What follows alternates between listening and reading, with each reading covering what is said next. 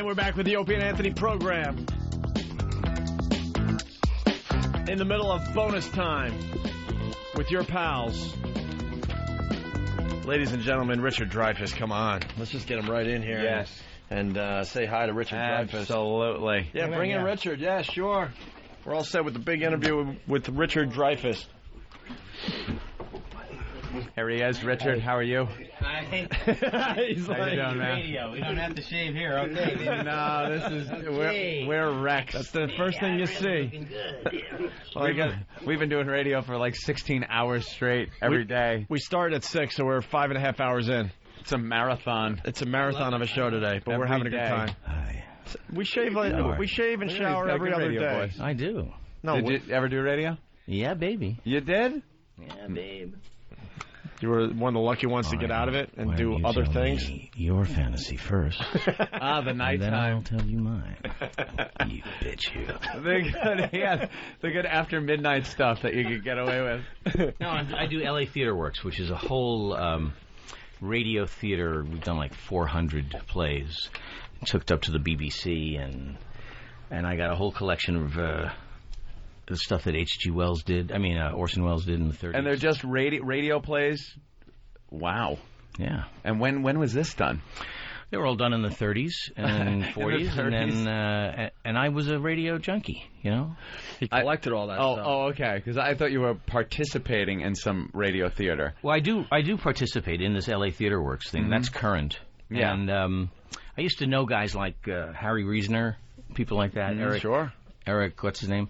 He told me stories about he was doing a broadcast once during the war, and his engineer and the secretary came in, stripped him, painted him blue, and he went right on doing, nothing stopped. They certainly were professionals back then. No distractions. Yeah, that happens too. That will happen too. You're on a Pal Talk camera, though. You have to know that.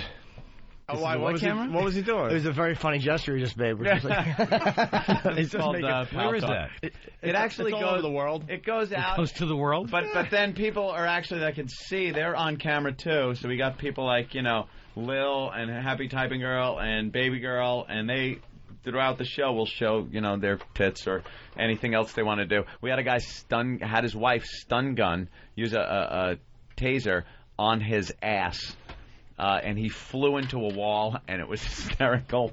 And it's the future. It's what the actual pitch was to video conferencing, I think, when it was first invented.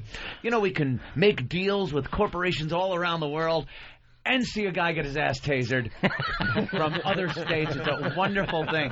It's amazing how quickly technology goes from, the pitch, which couldn't be pornographic. I mean, the pitch for the Internet itself must have just been guys at a college talking about how they can get this web of communication going, and instantly it's just how many naked pictures can we get 6 months after the invention of photography, the daguerreotype was the first arrest for pornographic pictures. Really? 6 months behind. And that was just the first arrest. I was going to say, what took so long? Right. Day one, they were like, why don't you lose the shirt, honey? There should be a show, a game show like, Where Am I Touching You? And was that a real orgasm or not? Everyone who has a real orgasm, please submit the sounds of your orgasm to Opie and Anthony. Yeah, there you go. I think we've done that one, too. Yeah, we've had a couple of those go on the air, though. If you like, Richard, we could get an orgasm for you right now. It's really your call. Are any girls flashing, though? It's hard for me to multitask. Maybe we'll end the interview with that, I guess. It's not hard for him to multitask. Maybe a little later.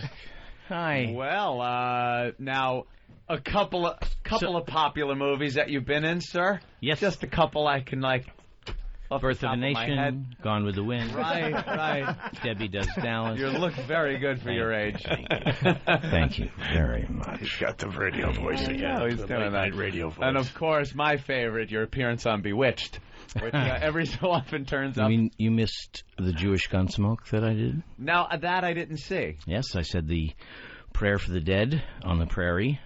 And I was Really? Yes, I was a Yiddish immigrant. How old were you in that? Because that had to be... It was about 18, 17. Really? I was doing all that stuff. Mod Squad. I was a mother killer on Mod Squad. All those old great shows. Mannix. Would you ever do a Mannix? I didn't do a Mannix. No. I played Yossarian in the TV pilot of Catch-22. Really? Yeah, that was amazing. And I also did a pre-runner to All in the Family called Peace in the Family, which was crap. Didn't quite take off like the other one. Would you do a lot of theater, and then that's how you kind of got into it? I was doing stuff at the West Side Jewish Community Center. We first moved to L.A. Mm-hmm. I said to my mother, I want to be an actor. She said, don't just talk about it. So I went down and I started doing all these plays at the center. So I played Theodor Herzl, the founder of Zionism, with a full beard at 10 years old. I played Haman, the killer of the Jews, when I was 11. And I got into this, Jewish history thing. Yeah. And then I moved over to television. How hard was the transition, especially back then? Like, was it easier or harder to get into television as an actor? Well, we were raised. We had moved to Beverly Hills, California, and even though we weren't rich, a lot of my friends were in show business. Their parents were in show business, and so they made it seem possible. So I was going to do it no matter what, but it certainly did give the possibility better odds. Was it easier, though, back then for do you think, anybody to get into television than it is now? I don't mean reality show. I mean sitcoms, dramas. Back then, it seemed like you could at least get a guest spot on a Marcus Welby or something pretty easily. No, it wasn't easier, and the whole thing was actually much more serious then. Nowadays, someone says, I want to be an actor, and then they just sit by the telephone expecting someone to call them and tell them that they're a star. Jimmy Norton. And that's nutty, Yeah. No one really takes classes and does shows and pays for this, and there's no notion of that idea anymore. Mm-hmm. And I once taught a class in how to be an unemployed actor in L.A.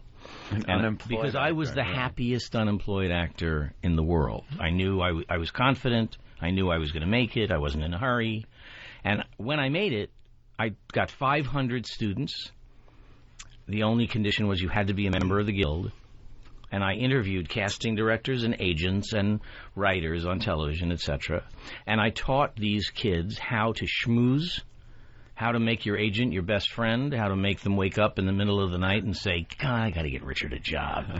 And I taught them the importance or non-importance of resumes, and I spoke about confidence. Don't be in a hurry. If you made it today, what would you have to offer? And it was great. You know what I find hurts when I'm acting? Like, yeah. I act too. What hurts when I'm acting is, like, in the middle of a scene, I all of a sudden find myself thinking, everyone knows you're acting and you suck. That's the compliment. Yeah, that's a drag. That always takes me out of what I'm supposed to be doing. But did you ever have this attack? Here's an attack. Only actors have this. In one blinding second, you realize that the clothes you're wearing are rented, and you're pretending they're yours. The words you're saying are not yours, and you're pretending they are. You're pretending you can't see the stagehands. You're pretending you don't know that the move you're making was decided on 3 weeks ago. You're pretending that you don't know that there's an audience there watching you, and the audience is pretending that they're not there, and the audience is pretending that they're watching this as real and that what we're saying is spontaneous, and it's a whole house of pretense that creates truth. Wow. And it's... Boy, that's got to be a mind distracting. boggler. That's got to distract you a bit. The fraudulent feeling that you're talking about, that I relate to, is I'm doing a scene with a girl in my class right now where there's supposed to be a sexual attraction between us. And everyone looking at it knows she wouldn't fuck me at gunpoint.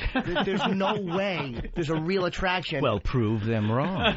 It's like a Western kind of. I'm supposed to play like a cowboy guy, and I hate the scene, and I despise myself in it. I never know what to do with my hands. I always talk, every actor we interview, I talk about I can't move my hands, so I just kind of stand there stiff like an ass.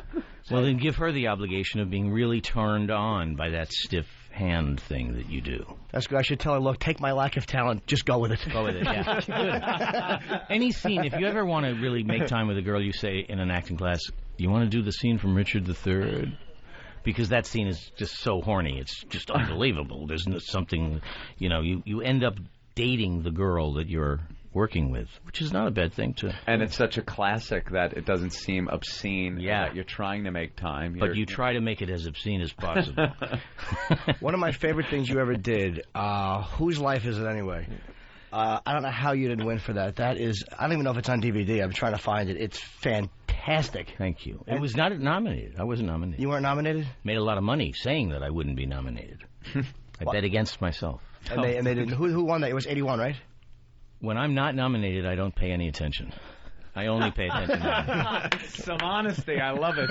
Hey, I'm not in the running. Screw you. Screw it. Screw it. Yeah, but the thing was, he played a quadriplegic, and there was no movement at all except above the neck. The whole film was done just talking. And the day that the fly buzzed slowly, and landed on the side of my nose, I knew was going to be the longest night of my theatrical life, because that's all you can't. Right, you can't. And that fly knew it. And he said, "Which is the one that can't move?" Oh, let me go over and torture that son of a. It was amazing. Yeah, it's a great film. Now you have obviously a lot of experience in the early in your career with television and stuff. How did you make the jump then to movies, especially with Spielberg, who I know was young at the time and didn't really have much of a name for himself, but. How did you hook Steven up? had a name even before he had a name. What was he directing, like episodes of Columbo and things like that? Before he was legally old enough to sign the paper. You could still see. I love old Columbos. Whenever they're on, I'll watch. And you can see, even back then, I watch and go, definitely Spielberg directed this. It's that look, that Spielberg look that you just know it's him directing an episode of Columbo. He did a show once with Gene Barry, where Gene Barry's character goes into the future. This is in the 60s. So the future, Gene Barry walks into a nightclub where old people are watching old rockers. And it's like watching the Rolling Stone tour. And, I mean, he really predicted the future. It's macabre. You walk into this thing and you see all these seniors, hey, boy, that's our generation. And they're going, give me the beat, boys, be my soul. And it's happening. Oh, my God.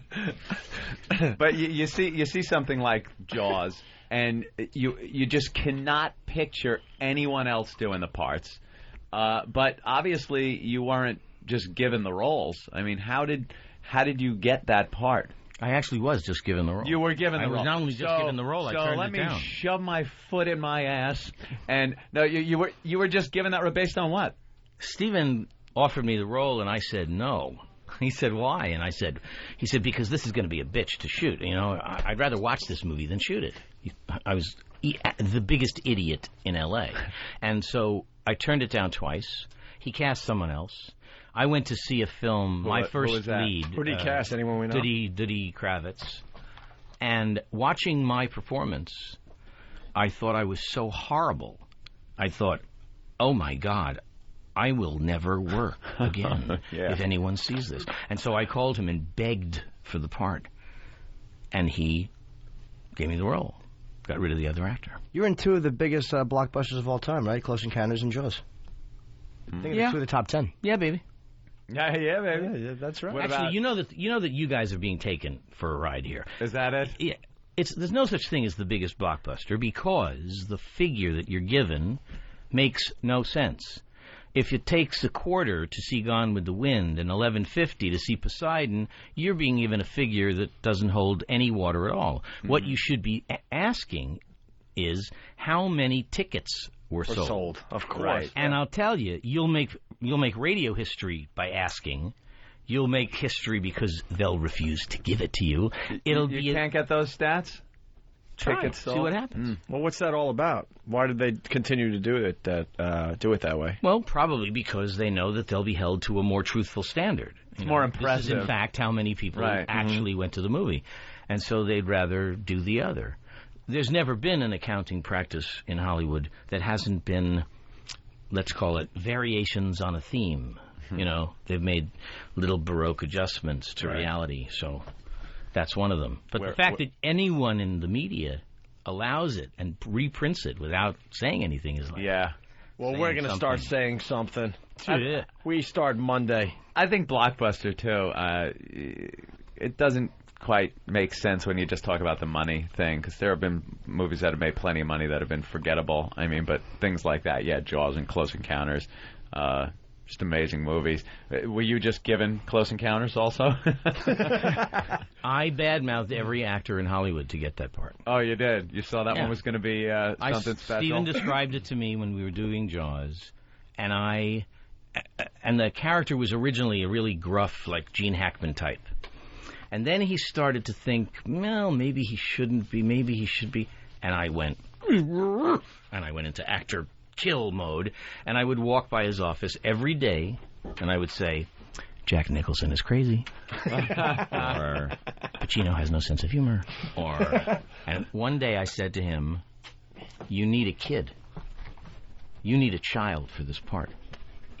And he said, you're hired. And he did need a man who was a boy. Right. With that imagination. Dig it. And that's why I got it. And kind of the regular man with that childlike thought process. That worked perfectly. I've heard a lot about how Spielberg would handle that these days. That's a little bit of controversy about how he wouldn't have it ended with you leaving, since he's become a parent and knows what it's like for children and to have children, to just have the father. What you did was you abandoned your family and went off on this ship. And in an interview I read with he said he probably wouldn't have it ended like that. I would imagine that that's part of the process that he's going through. At the time, it was it was overlooked in a sense. You really was brilliant didn't look and at it. rude, Right? And really a tough moment. Does anyone realize he's giving up his family forever? You never really gave that much thought. For some reason, you were so caught up in what he was going through that you kind of forgot that this guy was married, had a job, kids, very recently, and just decided to, take off and leave. And you really didn't feel anything for that family. I think most married guys in the country wish they were in that line with you. Right. Richard's rolling his eyes. I love it. He's a despicable human being, and don't ever be friends with him. We should explain. He's a bitter actor. Yes. I know. I'm not really an actor. I act, but I'm a comedian. Acting I do, but it's something I like to do if something's right for me. But it's do some Hamlet. Do Hamlet. Make me do Hamlet. I don't know any of Hamlet's dialogue. All right. But I'll do this one. I'm very good. This is from the scene in class. I'm trying to take care of you, May. I'm good. That's good. Of course. That's you were good. all taken back somewhere. Where's my hat? Which clubs do you work at? Comedy clubs? Mostly the Comedy Cellar here in New York. And when I go on the road, I do road Is that clubs. the one with the cage and the beer bottles? No. No? No, I'm good at comedy, but acting I'm okay at. He's just starting out. He's doing Lucky Louie. Yeah, On mostly. show on HBO. Most courageous thing in the world is to stand up as a comic. I tell you, I tried to do it one night. I sat down at the Improv in the 70s and I wrote down all of my funny stories, and I realized that I shouldn't get up in that mode of thought, and I was like so serious and terrified. I couldn't do it. It's a rough I did improv thing. comedy. I couldn't do I stand-up. find acting is scarier. Like a lot of actors will say they think stand-up is scarier, but then it's like, to me, I know how to get out of. When I'm dying on stage, I just I bring them all down with me. Like we all kind of need a shower when I'm finished. But when I'm dying, Good that you're on radio, I'll tell you. I mean, you're getting a leg up in the things that can give you a lot of... Oh, he beats up the crowd. It's great. But I mean, it's like if I know I'm going to bomb, I know how to do that and still feel like good, like I know I'm going to do this again tomorrow. But when I'm even in class in front of 15 people, when I'm dying, it is just shame and complete exposure, and I don't know how to dig out of that. I don't know how to move beyond that horrible self-conscious shame, which I don't feel doing stand-up. It's wacky. Hey, It's wacky. I was talking earlier about Spielberg kind of getting a different head as he's gotten older, and Lucas has changed things in his movies and stuff. As an actor, do you see anything that you've done in the past that you would do different with your mindset now that you've gotten a little older, or some things that you accepted that you might not have in hindsight? You mean like aspects of character? Yeah, you watch a movie maybe and think, God, why did I do that like that? Or Or because do you see anything as being maybe reckless that you did, or I see there was a period in the late '80s, early '90s when I felt myself flinch. I was getting a divorce I didn't want to get, and I was losing contact with my kids, and I was really totally depressed. And I found that I had about this much creativity. So there's a whole bunch of movies that I made then that I look and I go, I wonder what would have happened had I been relaxed. right? You know. And whose life is it anyway? I always say I take no credit for this thing because I was so doped up. It was the one film that I used to take a lot of drugs and blah blah, and that film I was loaded to the gills, and I really. Well, it's going to make it interesting to rent now and take a look at. Yeah, and so it is the product of that. And is it hard for you to watch that, like, knowing that you were? Or Well, do you just I don't accept it make a habit of watching my stuff. No? I don't. I'm not neurotic about it, but I don't. You know, I didn't make them for me to watch. I made them for you to watch. Mm-hmm. So, but I don't have to watch the whole movie to cringe at what I know, what I remember of that day. You know. Another great movie you did, which I love, was Nuts. I loved you in Nuts. You have a great way of, like, a great laugh in films, a great way of, like, expressing joy in a moment. I don't know if that's making any kind of sense, but again, to do that is really difficult, to, like, take a live moment in a movie and just act like you're having a good time and being happy and spontaneous. And that's a great one to watch. You as a lawyer in that film. Thank you. You know, there's two things about this. To me, as a kid, I knew that acting was the fulfillment of my own personal fantasies. It was playing characteristics that I admired. I wanted to play those characteristics because I either didn't have them or liked them and wanted them to be shown. I played stronger than I was, kinder than I was, wiser, you know, and that was a big deal to me.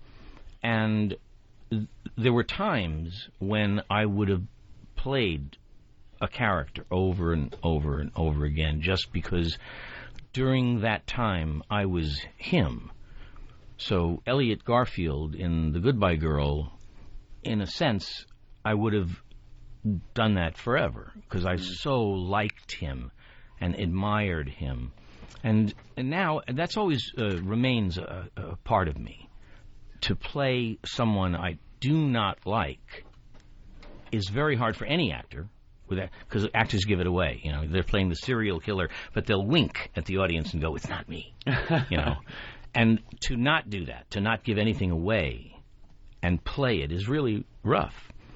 So for me, when I act the noblest, the most loving, the greatest. And I like to do that, and to play the arbitrary things like the guy leaves his family is to me so human. You know, that's the actor's job, is to portray joy the way I wish I could, to be in love the way I hope I can be in love, and the audience sits there watching and doesn't realize that they're like holding one another's hands and they're experiencing the human race by what the actor is doing in the room. And in that way, it's exactly that. It is, can you portray that moment in a way that is revelatory, that is sensual, that is real? Can you experience? Oh, yeah. How many times have you watched Lovers or watched, great arguments or whatever, and literally wanted to stand up in the theater and go, because it worked. Mm-hmm. That's romance. That's this. That's anger. That's, go for it. When John Wayne says, "I'm not going to shoot you, I'm going to hang you," and Montgomery Clift says, "Oh, no, you're not," and the whole audience just goes, "Whoa." You want to be him. I don't know if they're going to shut off the computer, so we should... can we go late or no? Yeah, who knows? We're controlled by a computer in D.C., which shuts us off Isn't that great? It might be in a couple minutes. So Really? We definitely want to make sure we get the plug in for Poseidon, Yes. of course. Yeah, babe. I'm going today to check it out. I can't wait. Go to an IMAX theater. That's what I'm doing tonight. Yo, excellent. I'm doing that tonight. I got like a you're couple of seats. And Take some ecstasy. Really. I can't wait. We were all fans of the original, so we can't wait to see how it's updated. Well, the dress that I wear is different. Than Shelley Winter. I love the idea of the CGI being available to, roll that ship over as opposed That's to... why you remake it. There's amazing. not a Yeah. culture in this world that isn't going to want to see that ship turn over. Right, yeah. And it's worth the price. If you've ever been on a cruise, that always, at some point comes to mind. And then Go to the bathroom before the film starts. Yeah. Take it from one who knows. We're really happy you came in today. This is Right. definitely great Richard, for us to get you. absolutely. I'll come again, absolutely. Just, Yeah, we'll be talking pleased about to have Poseidon you. the rest of the week. That's for sure. Well, we got an extra 4 minutes. Also talk about We got 4 minutes left. They gave us a impeaching little the extra time. president of the United States, stuff like that. That's good. yes. Yeah, babe. You're you're kind of like a noted conservative. How do you feel about what's been going on?